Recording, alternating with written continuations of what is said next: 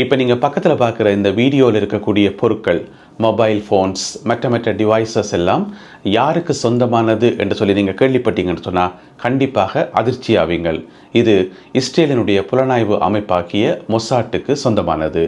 இப்போ பார்த்தீங்கன்னு சொன்னால் ஈரானில் கடுமையான தேடுதல் வேட்டை நடந்து இருக்குது. ஈரான் முழுவதும் சல்லடை போட்டு தேடுதல் வேட்டை நடைபெற்று கொண்டிருக்குது. இந்த தேடுதல் வேட்டையில் கைப்பற்றப்பட்ட பொருட்கள் தான் இது. இந்த தேடுதல் வேட்டைக்கு பின்னால் இருக்கக்கூடிய காரணங்கள் என்ன? கடந்த 12 நாட்களாக இடம்பெற்ற இஸ்ரேலுக்கும் ஈரானுக்கும் இடையிலான அந்த சண்டையின் போது இஸ்ரேலிய புலனாய்வு அமைப்பு எப்படியெல்லாம் உள்ளுக்குள்ள ஊடுருவி அந்த தாக்குதலுக்கு மிக முக்கியமான காரணமாக இருந்தது.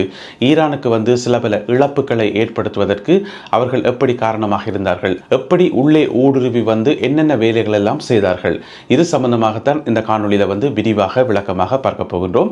இவ்வளவு பொருட்களும் கைப்பற்றப்பட்டிருக்கு என்று சொன்னால் இன்னுமே கைப்பற்றப்படாத பொருட்கள், அங்காங்கே மறைத்து வைக்கப்பட்டிருக்கிற பொருட்கள் என்று சொல்லி நிறையவே இருக்கும். எனவே எல்லாவற்றையும் தொகுத்து இந்த காணொலியில் பார்க்க போகின்றோம். சில பல முக்கியமான தகவல்கள் எல்லாம் இந்த வீடியோவில் இருக்குது. எனவே தமிழடியான் வேர்ல்டு யூடியூப் சேனலுக்கு உங்கள் அனைவரையும் வருகவென அன்புடன் வரவேற்கின்றேன். இது போன்ற உலக செய்திகளையும் ஆய்வுகளையும் தெரிந்து கொள்ள தமிழடியான் வேர்ல்டு யூடியூப் சேனலை மறக்காமல் சப்ஸ்கிரைப் பண்ணுங்கள்.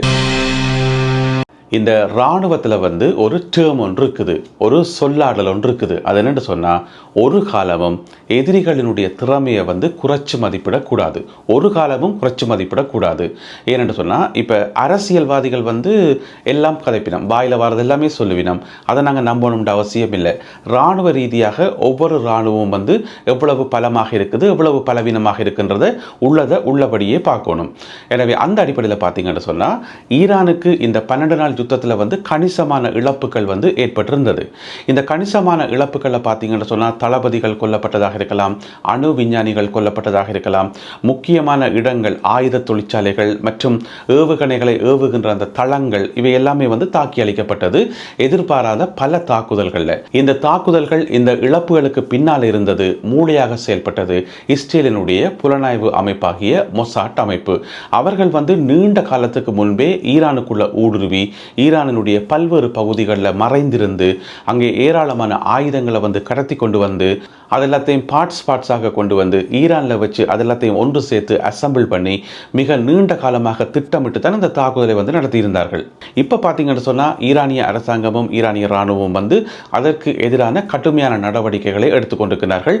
ஈரான் முழுவதும், நாடு முழுவதும் சல்லடை போட்டு தேடிக்கொண்டே இருக்கின்றார்கள். ஏராளமானவர்கள் கைது செய்யப்படுகின்றார்கள். சந்தேகத்திற்கு இடமானவர்கள் தொடர்ந்து கண்காணிக்கப்படுகின்றார்கள், அவதானிக்கப்படுகின்றார்கள். இப்படியான நடவடிக்கைகள் ஏன் அவசியமாக இருக்குது? இப்போ ஏன் அவசியமாக இருக்குன்னு சொன்னால், ஈரானுக்கு அந்த அளவுக்கு மொசாட்டினுடைய ஊடுருவல் மிக அளவுக்கு அதிகமாக இருக்குது ஈரானிய மண்ணில். எனவே எப்படி அவர்கள் ஊடுருவி வந்தார்கள் என்று சொன்னால், ஒரு சின்ன உதாரணம் சொல்கிறோம் பாருங்க. தலைநகர் தெஹ்ரான் இருக்கு தானே, அதனுடைய தென் பகுதியில் ஒரு சிறிய டவுன் ஒன்று இருக்குது. அதை சொல்றது ஷஹீர் இ ரே என்று சொல்லி, ஷஹீர் இ ரே என்று சொல்லப்படுற ஒரு சின்ன டவுன். இப்போ நீங்கள் பக்கத்தில் படத்தில் பார்க்குற இதுதான் அந்த டவுன். இங்கே பார்த்தீங்கன்னு சொன்னால், ஒரு 3 மாடி கட்டிடம் உண்டு.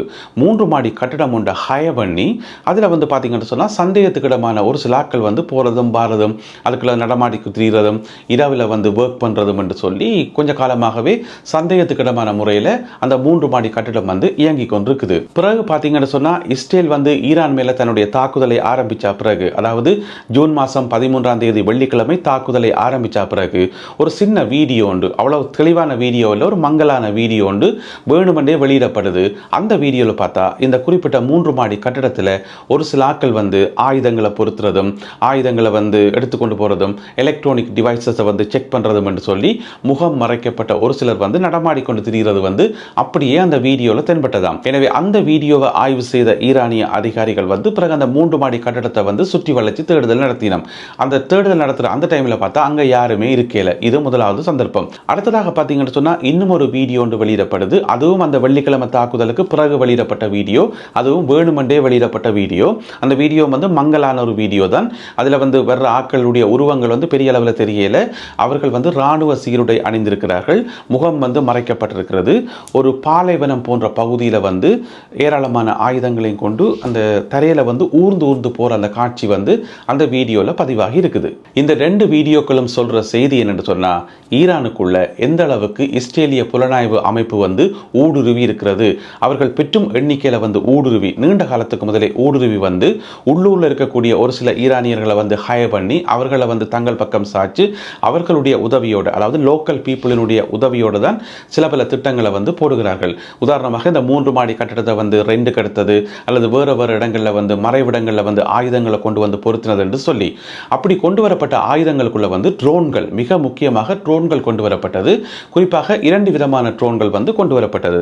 உங்களுக்கு தெரியும், பொதுவாக வந்து இந்த தாக்குதலில் ஈடுபடுற ட்ரோன்கள் வந்து கிட்டத்தட்ட ஒரு சிறிய வகை விமானங்கள் மாதிரி இருக்கும். அது முதலாவது வகை ட்ரோன். இப்போ நீங்கள் பக்கத்தில் பார்க்குற சிறிய வகை விமானங்கள் மாதிரி இருக்கும். அது முதலாவது.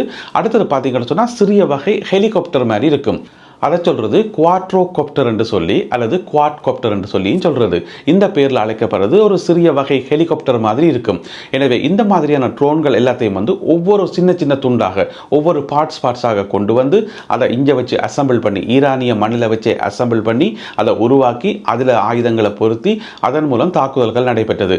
அன்றைய பார்த்தீங்கன்னு சொன்னால் வெள்ளிக்கிழமை 13ஆம் தேதி சம நேரத்தில், ஒரே நேரத்தில் வந்து, அதாவது 200க்கும் மேற்பட்ட விமானங்கள், இஸ்ரேலுக்கு சொந்தமான 200க்கும் மேற்பட்ட விமானங்கள் வந்து வானத்தில் வந்து தாக்குதல் நடத்தும் போது சம நேரத்தில் தரைப்பகுதியில் கீழே இருந்து பல்வேறு பகுதிகளில் வந்து இந்த புலனாய்வு அமைப்புகள் வந்து பல தாக்குதல்கள், அதிரடி தாக்குதல்கள் நடத்துகிறார்கள்.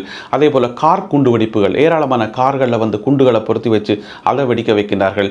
அதே போல் ட்ரோன்களை அனுப்பி தாக்குதல்களை நடத்துகிறார்கள். அது மட்டும் இல்லாமல் இஸ்ரேலில் தயாரிக்கப்படுற ஒரு வகையான விசேட ஏவுகணை, அது என்ன ஏவுகணை என்று சொன்னால் ஒரு சிறிய சைஸில் இருக்கும், பெரிய சைஸ்லேயும் இருக்கும். அந்த ஏவுகணையை சொல்றது ஸ்பைக் மிசைல் என்று சொல்லி, ஸ்பைக் மிசைல் என்று சொல்லி, அது வந்து ஒரு இஸ்ரேலிய கம்பெனியால் தயாரிக்கப்படுற ஒரு வகையான சிறப்பு ஏவுகணை. அது பார்த்தீங்கன்னு சொன்னால் ஒன்று நீங்கள் வாகனத்தில் வந்து பூட்டி கொண்டு போக முடியும், அல்லது வந்து ஏதாவது ட்ரைபோர்ட்டில் வச்சு ஃபிட் பண்ணி போட்டு அடிக்க முடியும், அல்லது ஹெலிகாப்டரில் கொண்டு போயிட்டு தாக்குதல் நடத்த முடியும். அப்படி இல்லைன்னு சொன்னால் அதனுடைய சின்ன வடிவம் இருக்குது, அதை நீங்கள் ஷோல்டரில் வச்சு தாக்குதல் நடத்த முடியும். அதைத்தான் சொல்றது ஸ்பைக் மிசைல் என்று சொல்லி. எனவே அந்த வகை மிசைல்ஸ் எல்லாத்தையும் வந்து பார்ட்ஸாக ஈரானுக்குள்ள கொண்டு வந்து அதையும் வச்சு அசம்பிள் பண்ணி அதன் மூலமும் தாக்குதல் நடத்தி இருக்கிறார்கள். என்னதான் சிறிய வகை மிசைலாக இருந்தாலும், ஷோல்டர்ல வச்சு அடிக்கக்கூடிய மாதிரி இருந்தாலும், அதிலையும் பார்த்தீங்கன்னு சொன்னால் நவீன வசதிகள் எல்லாம் இருக்குன்னு சொல்லி சொல்லப்படுகிறது. உதாரணமாக ஜிபிஎஸ், மற்றது ஏஐ, ஆர்டிஃபிஷியல் இன்டெலிஜென்ஸ், இந்த மாதிரியான விஷயங்கள் எல்லாம் அதில் பொருத்தப்பட்டிருக்கிறது. அதனுடைய துணையால் வந்து அது தாக்குதலை நடத்தும் என்று சொல்லி சொல்லப்படுகிறது. இந்த தரை வழியாக ஊடுருவி நடத்தப்பட்ட தாக்குதலில் தான் ஈரானினுடைய ராணுவ தளபதிகள், அணு விஞ்ஞானிகள் என்று சொல்லி முக்கியமான இலக்குகள் எல்லாருமே வந்து தாக்கப்பட்டதாக சொல்லப்படுது. இந்த தாக்குதல்கள் எல்லாத்துக்குமே இஸ்ரேலால ஒரு பேரொண்டு வைக்கப்படுது, ஒரு ரகசிய குறியீட்டு பேரொண்டு வைக்கப்படுது.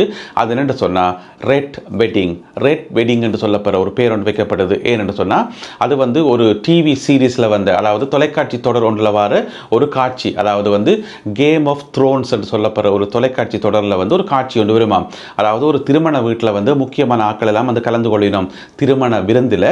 அந்த திருமண விருந்தில் வந்து ஒரு சில படுகொலைகள் நடக்கும். அங்கே வந்து துப்பாக்கி சூட்டு சம்பவங்களால் நடந்து அதில் சில முக்கியமான ஆட்கள் வந்து கொல்லப்படுவினோம். இது ஒரு தொலைக்காட்சி தொடரில் வர ஒரு காட்சி. எனவே அந்த காட்சியை வந்து மையமாக வச்சுக்கொண்டு அதே போல ஒரே நேரத்தில் யாருமே எதிர்பார்க்காத தருணத்தில் வந்து மிகப்பெரிய ஒரு அழிவை ஏற்படுத்தணும் என்றதுக்காக வைக்கப்பட்ட பேர் தான் இந்த ரெட் வெட்டிங் என்று சொல்லி சொல்லப்படுகிறது. எனவே எங்களுக்கு என்ன விளங்குது என்று சொன்னால், அந்த 12 நாட்களாக நடந்த அந்த யுத்தத்தில் வந்து, ஈரானுக்கும் இஸ்ரேலுக்கும் நடந்த அந்த யுத்தத்தில் வந்து இஸ்ரேலினுடைய புலனாய்வு அமைப்புகள் ஈரானுக்குள்ள வந்து பெருமளவில் ஊடுருவி தரை வழியாக நிறைய விஷயங்களை வந்து கோஆர்டினேட் பண்ணி நிறைய தாக்குதல்களை மேற்கொண்டு, அதிலேயும் குறிப்பாக ஈரானினுடைய ஏவுகணை தளங்கள் இருக்குத்தானே, அந்த மிசைல்ஸ் வந்து ஏவப்படுற இடங்கள், அதெல்லாமே வந்து தரையில இருந்தே தாக்கி அளிக்கப்பட்டதாக, ஒரு சில இடங்களில் வந்து தரையில இருந்தே தாக்கப்பட்டதாக தகவல்கள் வெளியாகி இருக்குது. எனவே இந்த 12 நாள் யுத்தத்தில் வந்து ஈரான் சில பல இழப்புகளை சந்தித்ததற்கு தரை வழி ஊடுருவலும் மிக மிக முக்கியமான காரணம். எனவே அதற்கு எதிராக தற்பொழுது இன்றைய கால பகுதியில் வந்து ஈரான் மிக கடுமையான நடவடிக்கைகளை எடுத்துக்கொண்டு வருது. அதிலேயும் பார்த்தீங்கன்னு சொன்னா இந்த வாரம் 3 பேருக்கு மரண தண்டனை நிறைவேற்றப்பட்டது. நேற்று முன்தினம் புதன்கிழமை வந்து மரண தண்டனை நிறைவேற்றப்பட்டது. அவர்கள் இஸ்ரேலிய உளவாளிகள் என்கின்ற சந்தேகத்தின் அடிப்படையில் கைது செய்யப்பட்டு விசாரணைகள் எல்லாம் நடைபெற்று அவர்களுக்கு கடந்த புதன்கிழமை, நேற்று முன்தினம் புதன்கிழமை வந்து இப்போ நீங்கள் படத்தில் பார்க்குற இவர்களுக்கு வந்து மரண தண்டனை நிறைவேற்றப்பட்டிருக்கிறது. இப்படியாக வந்து இன்னும் ஏராளமானவர்கள் வந்து கைது செய்யப்பட்டு அவர்களுக்கு தண்டனைகள் வழங்கப்படுகின்றன.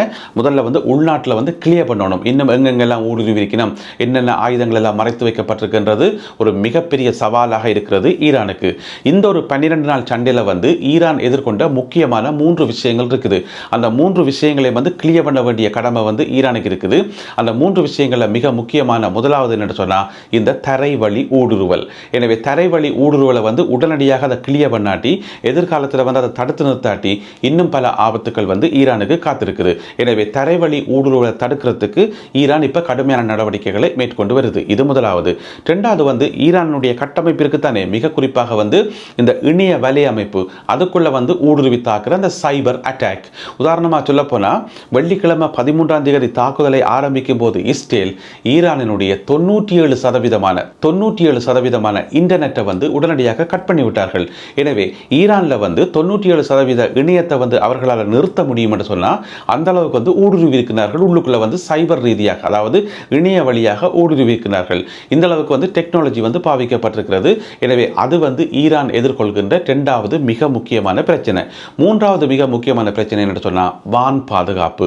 இந்த வான் பாதுகாப்புன்றது ஈரானை பொறுத்த வரைக்கும் அது பலவீனமாகத்தான் இருந்தது. என்று சொன்னால் எந்த ஒரு இஸ்ரேலிய விமானத்தை வந்து அவர்களால் தடுக்க முடியல, அந்த தாக்குதலை வந்து எதிர்க்க முடியலன்றதான் நீங்க இருக்கக்கூடிய யதார்த்தமான உண்மை. எனவே இந்த 3 முக்கியமான பிரச்சனைகளையும் ஈரான் எதிர்கொண்டதாக ஈரானிய ஊடகங்களிலேயே செய்தி வந்திருக்குது. அவர்களே போட்டிருக்கிறார்கள் தங்களுடைய ராணுவ தளபதிகளையும் அரசு அதிகாரிகளையும் மேற்கோள் காட்டி இந்த மாதிரியான 3 சவால்களை வந்து தற்போது ஈரான் சந்தித்துக் கொண்டிருக்கிறது. எனவே அதற்கு எதிரான கடுமையான நடவடிக்கைகளில் தங்களுடைய அரசாங்கம் இறங்கி இருப்பதாக ஈரானிய ஊடகங்களில் வந்து செய்தி போடப்பட்டிருக்கிறது. எனவே நான் ஏற்கனவே சொன்ன மாதிரி ஒரு காலத்திலேயே வந்து எதிரிகளினுடைய திறமையையும் ஆற்றலையும் வந்து நாங்கள் குறைச்சு மதிப்பிடவே கூடாது. அப்படி குறைச்சு மதிப்பிட்டால் அது சம்பந்தப்பட்டவர்களுக்கு தான் ஆபத்தாக போய் முடியும். எனவே இந்த முக்கியமான 3 பிரச்சனைகளையும் ஈரான் இப்பொழுது ஒப்புக்கொண்டிருக்கிறது. அதற்கு எதிராக கடுமையான நடவடிக்கைகளை தாங்கள் எடுத்து வருவதாக அவர்கள் அறிவித்திருக்கிறார்கள். அதனால தான் இப்ப ஈரான் முழுவதும் சல்லடை போடப்பட்டு தேடுதல் வேட்டை நடத்தப்படுகிறது. இந்த காணொலியில் பகிர்ந்து கொள்ளப்பட்ட செய்திகள் தொடர்பான உங்களுடைய கருத்துக்களை மறக்காமல் கீழே எழுதுங்கள். இது போன்ற உலக செய்திகளையும் ஆய்வுகளையும் தெரிந்து கொள்ள தமிழடியான் வேர்ல்ட் யூடியூப் சேனலை சப்ஸ்கிரைப் பண்ணுங்கள். மீண்டும் சந்திப்போம்.